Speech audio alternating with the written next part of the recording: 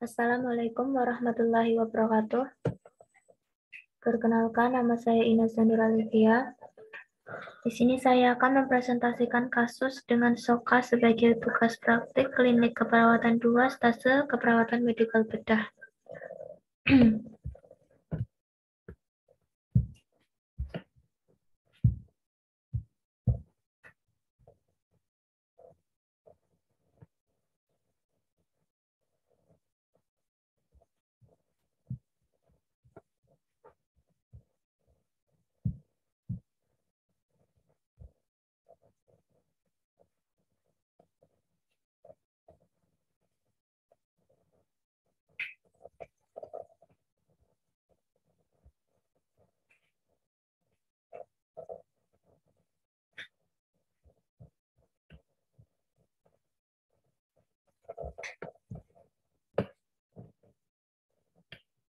Ya, di sini dengan kasus stroke non-hemorrhagic di ruang rawat inap Ar-Rahman, Rumah Sakit Islam Purwokerto. Sebelumnya, akan lebih baik jika kita mengetahui terlebih dahulu apa itu stroke non-hemorrhagic. Di sini saya akan menjelaskan tentang definisi, etiologi, patofisiologi, dan manifestasi klinis dari stroke non-hemorrhagic. Definisi stroke adalah suatu gangguan fungsional otak yang terjadi secara mendadak dalam beberapa detik atau secara cepat dalam beberapa jam dengan tanda dan gejala klinis baik vokal maupun global yang berlangsung lebih dari 24 jam. Disebabkan oleh terhambatnya aliran darah ke otak karena perdarahan atau yang disebut stroke hemorrhagic atau sumbatan stroke iskemik dengan gejala dan tanda sesuai bagian otak yang terkena, yang dapat sembuh sempurna, sembuh dengan cacat, atau kematian.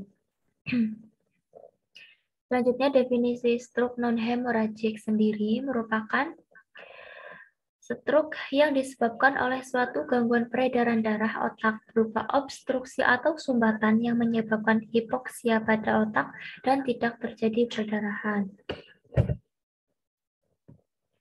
Etiologi stroke non-hemorrhagic menurut Smetzer 2008 yaitu yang pertama ada trombosis, bekuan darah di dalam pembuluh darah otak atau leher.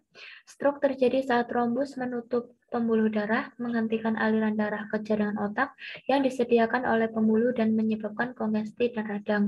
Yang kedua, embolisme cerebral. Emboli cerebral atau bekuan darah atau material lain yang dibawa ke otak dari bagian tubuh yang lain merupakan penyumbatan pembuluh darah otak oleh bekuan darah, lemak, dan udara. Yang ketiga ada iskemia. Iskemia yaitu berupa suplai darah ke jaringan tubuh berkurang karena penyempitan atau penyumbatan pembuluh darah. Patofisiologi dari stroke non-hemorrhagic dimulai dari adanya stenosis arteri dapat menyebabkan terjadinya turbulensi aliran darah. Energi yang diperlukan untuk menjalankan kegiatan neuronal berasal dari metabolisme glukosa dan disimpan di otak dalam bentuk glukosa atau glikogen untuk persediaan pemakaian selama 1 menit. Bila tidak ada aliran darah lebih dari 30 detik, gambaran EEG akan mendatar. Bila lebih dari 2 menit, aktivitas jaringan otak berhenti. Bila lebih dari 5 menit, maka kerusakan jaringan otak dimulai. Dan bila lebih dari 9 menit, manusia dapat meninggal. Bila aliran darah jaringan otak berhenti, maka oksigen dan glukosa yang diperlukan untuk pembentukan ATP akan menurun. Akan terjadi penurunan Na plus K plus ATPase sehingga membran potensial akan menurun. K plus berpindah ke ruang ekstraselular, sementara ion Na dan Ca berkumpul di dalam sel. Hal ini menyebabkan permukaan sel menjadi lebih negatif, sehingga terjadi membran depolarisasi. Saat awal depolarisasi, membran sel masih reversibel, tetapi bila menetap, terjadi perubahan struktural ruang menyebabkan kematian jaringan otak. Keadaan ini terjadi segera apabila perfusi menurun di bawah ambang batas kematian jaringan, yaitu bila aliran darah berkurang hingga di bawah 10 mili per 100 gram per menit. Selanjutnya ada pathway stroke non-hemorrhagic. Stroke non-hemorrhagic ini ada dua faktor. Yang pertama, faktor yang tidak dapat dimodifikasi dan faktor yang dapat dimodifikasi. Faktor yang tidak dapat dimodifikasi berupa umur, ras, jenis kelamin, dan genetik. Sedangkan faktor yang dapat dimodifikasi berupa penyakit hipertensi, hiperkolesterolemia, diabetes mellitus, riwayat penyakit jantung, lifestyle atau gaya hidup, seperti obesitas, diet, dan stres. Kedua faktor ini dapat memicu terbentuknya trombus arterial dan emboli, yang kemudian menyebabkan penyumbatan pembuluh darah otak dan suplai oksigen ke otak menjadi turun. Kemudian terbentuklah iskemik jaringan pada otak. Iskemik jaringan pada otak ini dapat menyebabkan shock neurologik, sehingga muncullah diagnosa keperawatan resiko ketidakefektifan perfusi jaringan otak. Kemudian berlanjut menjadi metabolisme anaerob menjadi meningkat, lalu terjadilah penumpukan asam laktat dan tekanan intrakranial menjadi meningkat, sehingga muncullah diagnosa keperawatan nyeri akut. Dari iskemik jaringan pada otak dapat juga menyebabkan hipoksia. Hal ini menimbulkan muncullah stroke non-hemorrhagic. Stroke non-hemorrhagic ini memicu 3 iskemik. Stroke non-hemorrhagic terjadi iskemik pada beberapa bagian di otak. Iskemik pada arteri cerebral anterior, iskemik pada arteri cerebral medial, dan iskemik pada arteri cerebral posterior. Iskemik pada arteri cerebral anterior menyebabkan gangguan premotor area dengan tanda gejala kerusakan neuromuskular berupa hemiplegia, yaitu kelumpuhan salah satu sisi tubuh. Kemudian ada hemiparesis, yaitu setengah lumpuh. Pada hemiplegia menyebabkan muncullah diagnosa keperawatan berupa resiko kerusakan integritas kulit. Kemudian pada hemiparesis menyebabkan muncullah diagnosa keperawatan hambatan mobilitas fisik. Yang kedua ada iskemik pada arteri cerebral medial. Terjadi gangguan Broca motor speech area dan gangguan gustatory area. Pada gangguan Broca motor speech area ini menunjukkan beberapa tanda gejala seperti disatria. Disatria itu adalah bicara yang tidak jelas. Kemudian ada afasia, amorasis vulgar. Kemudian muncullah diagnosa keperawatan hambatan komunikasi verbal. Kemudian gangguan gustatory area dengan tanda gejala disfagia. Disfagia sendiri merupakan kesulitan menelan.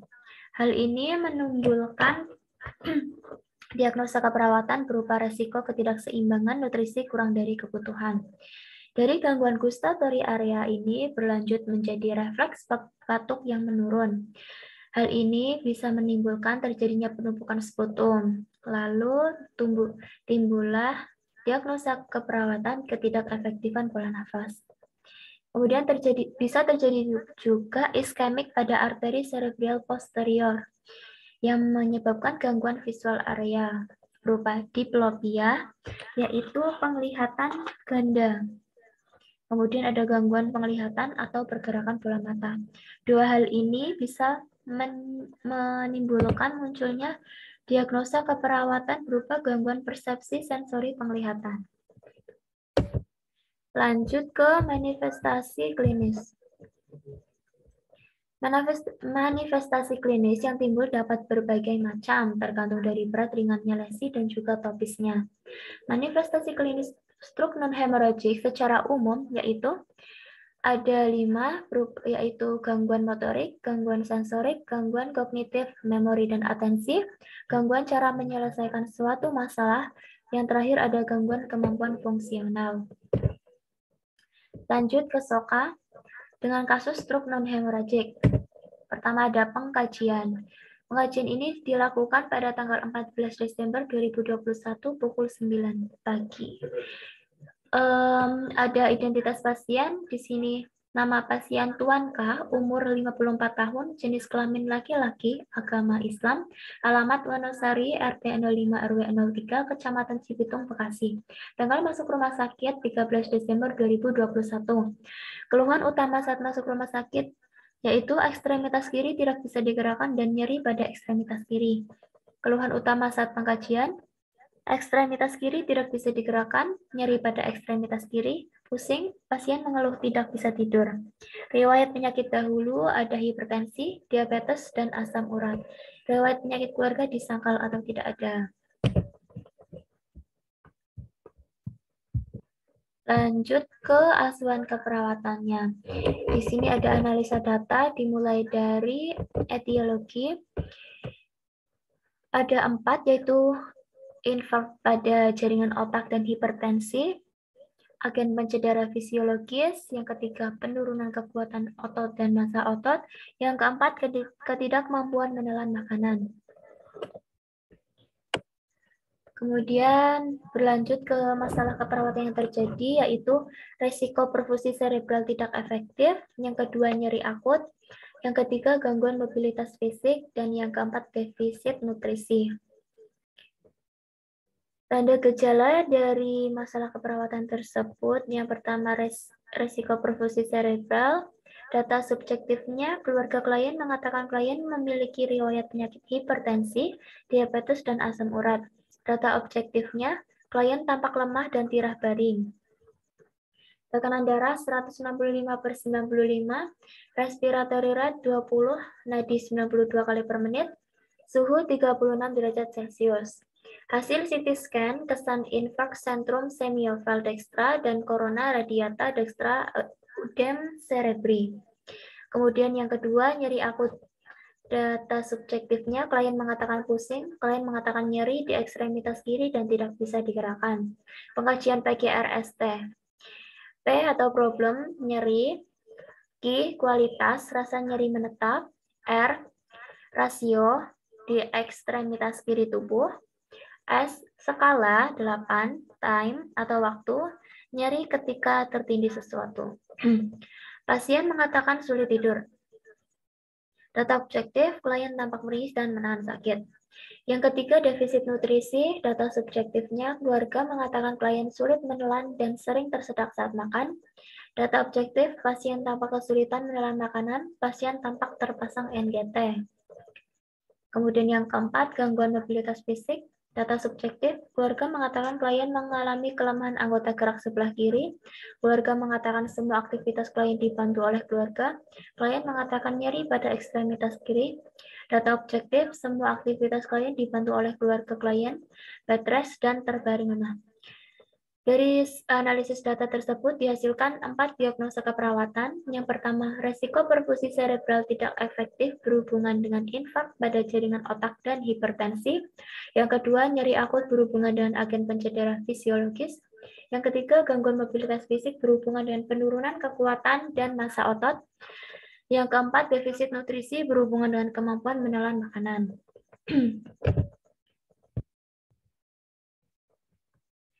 Selanjutnya, keasuhan keperawatan. Yang pertama, diagnosa risiko perfusi cerebral tidak efektif berhubungan dengan infark pada jaringan otak dan hipertensi.